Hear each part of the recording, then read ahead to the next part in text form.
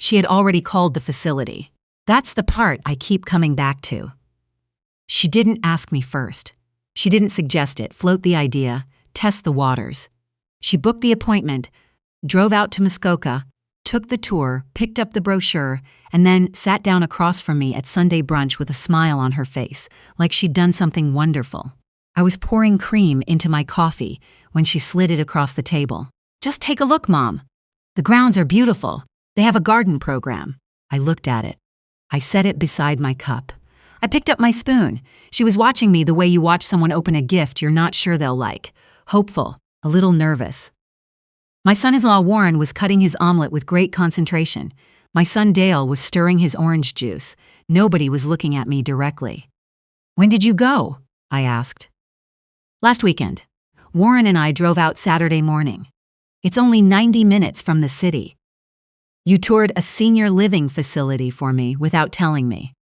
"It's not a nursing home, Mom. It's independent living. There's a difference." I didn't say anything to that. I've been a retired high school geography teacher for 11 years. I know the difference between independent living and a memory care ward. I also know when someone is using polite language to soften an impolite idea. The brochure was glossy. Sunset Pines Retirement Community. There were photographs of smiling white-haired people doing watercolor painting and playing shuffleboard. The monthly rate was printed on the inside back panel. $4,800, plus a one-time community fee of $12,000. I closed it. I folded my hands on top of it. I looked at my daughter across the table. Her name is Allison. She's 42 years old. She has her father's eyes and her grandmother's stubbornness. And for the first 3 years after her father passed, she called me every single Sunday without fail. Then she met Warren. Then the calls got shorter, then less frequent, then mostly about logistics. Christmas dates, birthday dinners, whether I needed anything from Costco when they were going. I love her. I want to be clear about that. I have loved her since before she was born, and that doesn't go away no matter what she is. But sitting at that brunch table with the brochure under my hands, I felt something shift. Not crack, not break, just shift. Like ice moving on a lake in early spring. That low, slow groan of something very large beginning to change direction. "We've just been a little worried," Dale said. He still wasn't looking at me. "The house is a lot for one person. I manage it fine. You had that fall last winter. I slipped on the front step in February. I was 63 years old and I bruised my hip. I didn't require hospitalization. I didn't lose consciousness, and I was back shoveling my own driveway 4 days later. Still, Mom, still what, Dale?" He looked at Allison. She looked at Warren. Warren looked at his omelet. "I grew up in Timmins. My mother raised 4 children while my father worked 12-hour shifts at the mine. I shoveled coal into the furnace before school every morning until I was 15. I put myself through teacher's college. I paid off a mortgage on my own. After Raymond passed, I looked after my mother when she had her stroke, and I have never, not once in my 64 years on this earth, needed someone to manage my life for me." I picked up my coffee. I took a sip. I set it down carefully. "How much does Warren owe?" I asked. The table went very quiet. Allison's face did something complicated. "What?" "Warren, the business. How much is he in for?" Warren set his fork down. "Cecile, that's not. I'm not asking you," I said. "I'm asking my daughter." Allison had gone pale. The color had drained right out of her the way it does when someone names the thing you were hoping to keep hidden. She'd had that same look at 14 when I found the cigarettes in her jacket pocket. I hadn't been sure until that exact moment. It had been a guess, an educated one, but still a guess. Warren had expanded his renovation contracting business 2 years ago. Second office, 3 new crews, a fleet of new trucks. Then last spring the housing market in the region slowed. I'd heard things. My friend Dolores knows his bookkeeper socially. I hadn't asked any questions, but I'd listened. "This isn't about Warren's business," Allison said. Her voice was tight. "Then what is it about?" "It's about the fact that you're living alone in a 4-bedroom house in Barrie, and you're not getting any younger, and we worry about you." "Who is we?" "All of us." Dale and I both agreed. "Dale," I said, "when did we last have a real conversation?" Not about Christmas logistics, not about whether I need a ride somewhere, a real conversation. He had the grace to look down at his plate. I appreciate that you care, I said. I genuinely do. But I want you to understand something. That house is mine. I bought it with your father 31 years ago. I paid it off on my own after he was gone. It is mine.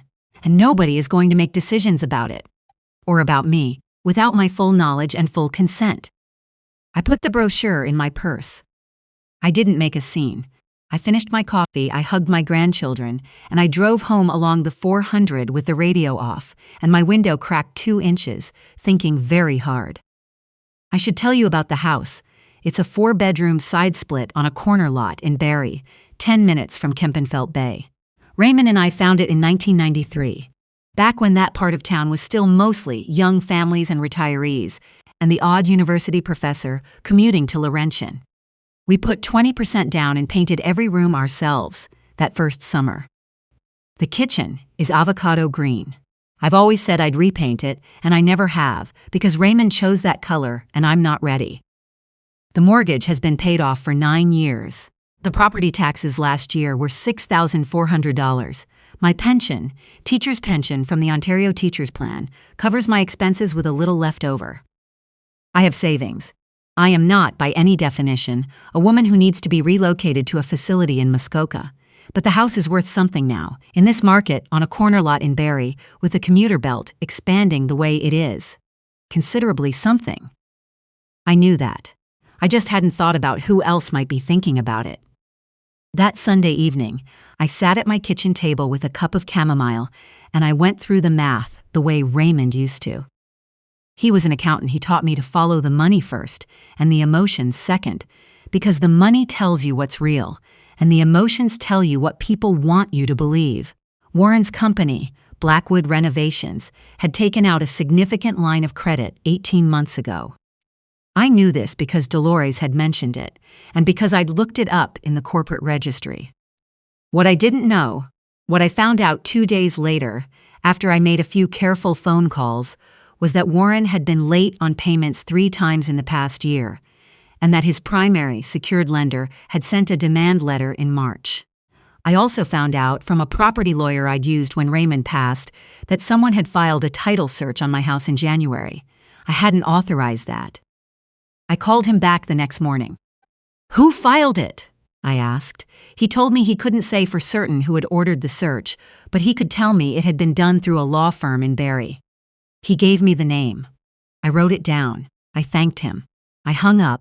Then I sat for a long time in Raymond's armchair in the living room, the one with the broken spring on the left side that I've been meaning to have fixed for 6 years, and I looked out the front window at the maple tree we planted, the year Allison was born. It's enormous now. You can't see the street in summer because of it. I thought about who I needed to call next.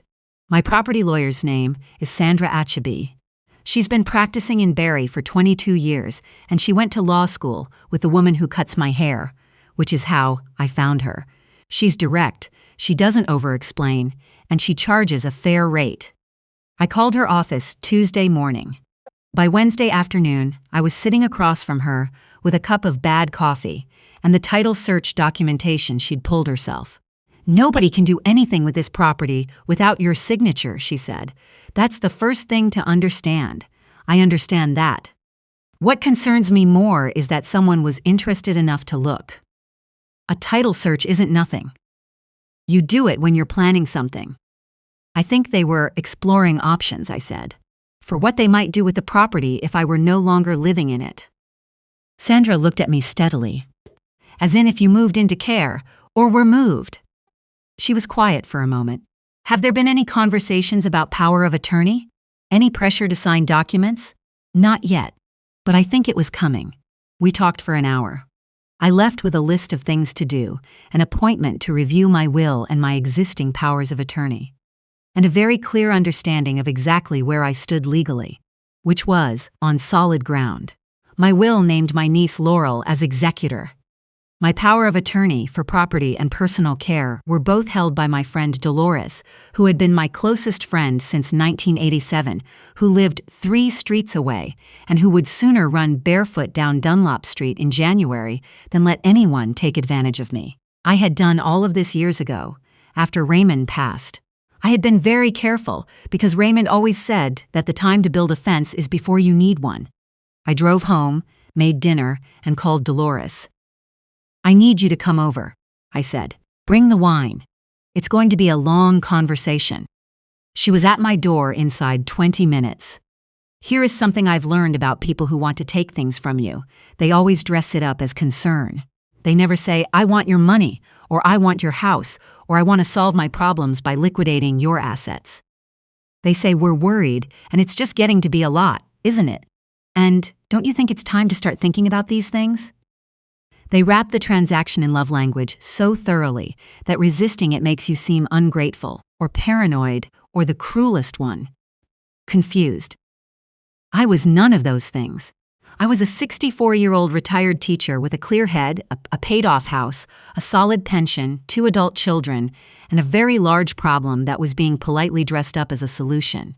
What I did next, I did slowly and quietly, not because I was afraid, but because I wanted to be thorough. First, I met with Sandra twice more. I reviewed everything. My will, both powers of attorney, the title on the house. I added a title protection alert through the Ontario Land Registry. If anyone tried to file anything against my property, I would be notified immediately. Sandra said it was simple, and I should have done it years ago. She wasn't wrong. Second, I called my bank. I had 2 accounts, checking and savings, and a small investment account that my financial advisor at RBC managed. I reviewed the beneficiary designations on everything. They were correct. I also asked what documentation would be required if someone tried to claim I was incapacitated and needed access to my accounts on my behalf. I understood the process. I asked what I could do to make it harder for an unauthorized party to initiate that process. My advisor connected me with the bank's elder care specialists. I spent 2 hours on the phone with them. Third, I went to see my doctor. Dr. Anand has been my physician for 12 years. I told him, plainly, what was happening. I asked if he would do a baseline cognitive assessment and put it on file. He did. I was fine. I knew I was fine, but now it was documented. If anyone tried to suggest otherwise, they'd be arguing with a cognitive assessment from a licensed physician who had known me for over a decade. I thought about what the comment sections of these kinds of stories always say. Get evaluated before they claim you need to be. And I had done exactly that. Fourth, I had a long conversation with Dolores about what might happen in the coming weeks and what I needed her to know. She listened. She asked questions. She said 2 things. First, that she had always thought Warren was the kind of man who confused boldness with competence. And second, that she was with me in whatever came next. I was not rushing. I was building. Dale called me on a Thursday evening about 3 weeks after the brunch. I was making soup. "Mom, I think you came down a little hard on Allison." "Did I?" "She was just trying to help." "We both were, Dale." I turned the burner down. "Do you know that someone searched the title on my house in January?" Silence. "I'm guessing you didn't know that," I said. "Or maybe you did." "I didn't, Mom. I don't know anything about that." "Okay. Then let me tell you what I do know. I know that Warren's company is in financial difficulty. I know that someone looked up my title.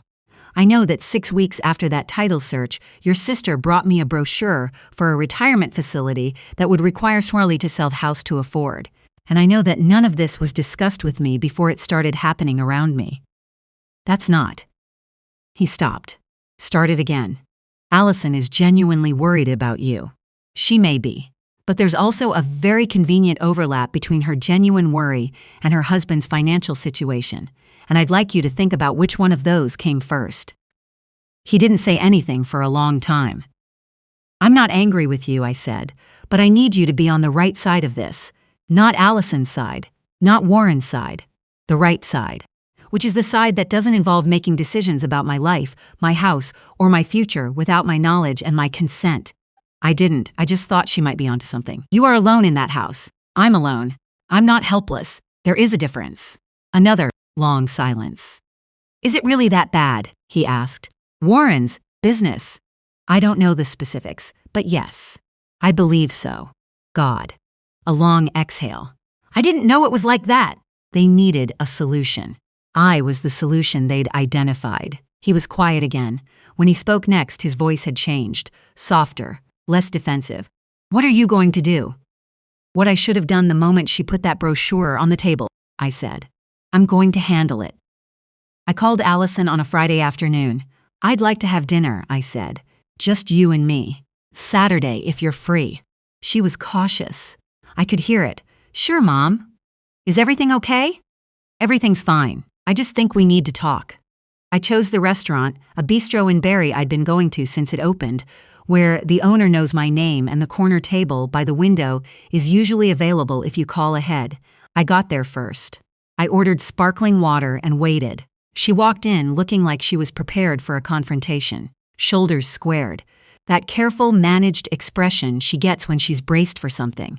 She sat down across from me and ordered a glass of wine before the server had even finished introducing herself. Mom, let me go first, I said. Please. She closed her mouth. She nodded. I know that Warren's business is struggling. I know it's serious. I know that the two of you have been trying to find a way through it, and that's been a lot of stress for both of you.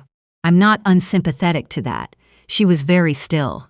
I also know, I said, that someone ran a title search on my house in January, and I know that the timeline of that, and the brunch and the brochure, is not a coincidence. Mom, we weren't going to. I'm not done. I said it gently. Not harshly, just clearly. I've spent the last 4 weeks meeting with my lawyer, talking to my bank, seeing my doctor, and making absolutely certain that every legal protection around my property and my person is current, documented, and airtight. My will is in order.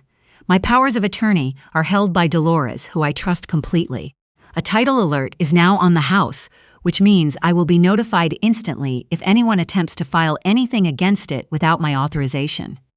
Allison was looking at me the way she used to look at me when she was small and had caught in something and didn't quite know what came next. I love you, I said. And because I love you, I'm telling you this directly instead of through a lawyer. Whatever plan was being considered, whether it was to establish some form of guardianship claim or to pressure me into selling the house or some combination, it's not going to work. Not legally, not practically, not any way. Mom, it wasn't like that. Then what was it like? She opened her mouth. She closed it. She looked down at her wine. He owes $480,000, she said, very quietly. Between the line of credit and a private loan he took from his brother before I even knew about it, the business is probably going to close. We're probably going to lose the house. She looked up. Her eyes were wet. Our house, Mom, the one we bought 3 years ago.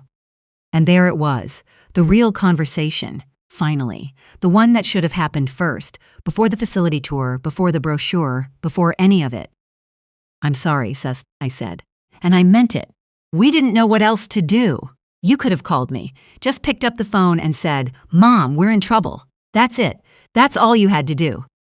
She wiped her eyes with her napkin. We were ashamed. I know. And we thought. I know what you thought. I paused. But here's the thing. Even if I had wanted to help, and I'm not saying I would or wouldn't have, going behind my back was never going to get you there. You were trying to solve a crisis by creating another one. You would have put me in a facility. Sold my house, settled Warren's debts, and left me with $4,800 a month in a watercolor class. And you would have lost me in the process. Not just the house, me. She didn't say anything for a long time. The restaurant murmured around us. Someone at the next table laughed at something. Are you going to help us? She asked finally. I'm going to think about what help looks like, I said, and I'm going to be honest with you. I don't know yet. What I can tell you is that I'm not selling my house. I'm not moving into Sunset Pines or anywhere else. And any conversation about money goes through me directly with full transparency on both sides. No more title searches, no more facility brochures, no more end runs. If you want my help, you ask me, clearly, like a grown woman asking her mother. She nodded, small and tight. More tears. I'm going to need some time, I said. And I'm going to need you to understand that what happened, even if it hadn't gone further than a brochure, is something we're going to have to work through. It wasn't nothing. I know. Okay. I picked up my menu. Now let's order dinner. I haven't eaten since breakfast. I drove home that night along the back roads instead of the highway. It's a habit I picked up when the kids were small, when I needed to decompress between school and home, 15 minutes of radio and dark fields and my own thoughts. It takes longer. It's worth it. I've thought a lot about what I would have done if I hadn't noticed. If I hadn't known Dolores, who knew Warren's bookkeeper. If I hadn't paid attention to the dates and the timing. If I'd just taken the brochure at face value, let myself be shepherded gently toward a decision about my own life, without understanding what was underneath it. The answer frightens me a little, even now. What I know is this: I am not someone who needs managing. I am not someone who needs to be relieved of the burden of her own independence. I built a life, on my own, largely, and on my own terms, and I intend to live in it, in that avocado green kitchen, under that enormous maple tree, for as long as I choose to. 3 months after that dinner, Warren filed for business bankruptcy protection. He and Allison listed their house. They're renting now, in a smaller place on the other side of the city. It's hard. I know it's hard. I have helped in the way I chose to help.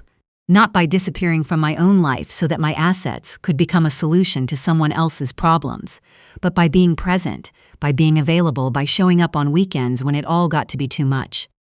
By being their mother. The one who is still standing in her own kitchen, with her own house, on her own terms. Dale calls me every Sunday now. Real conversations. He told me last month that he'd been ashamed of himself for not speaking up sooner, for going along without asking the right questions. I told him that was enough. The acknowledgement, the change. That's what I needed. Allison and I are in a different place than we were before. Not worse, I think. Different. Cleaner, somehow. When you've said the true things out loud to each other, there's less to navigate around. She knows where I stand. I know where she stands. It's not comfortable, exactly, but it's honest. The brochure is still in my purse, actually. I come across it sometimes when I'm looking for my transit card or a receipt. Sunset Pines. The Gardens program. I have a garden. It's behind the house, on the south side, where Raymond built the raised beds the spring before he passed. I put in tomatoes every year, and beans and more zucchini than any one person needs. I give the extra to Dolores. She complains about it and then texts me when she runs out. Last September, I sat in that garden on a Thursday afternoon in early autumn, with a cup of tea and the sun on my face, and I listened to the sound of the neighborhood going about its business. Lawnmowers, a dog somewhere, a school bus doing its rounds, and I thought, this is mine. All of it. The garden and the house and the maple tree and the green kitchen and the broken armchair, and every decision about my own life, made by me. That's not a small thing. That's everything. I'm not going anywhere.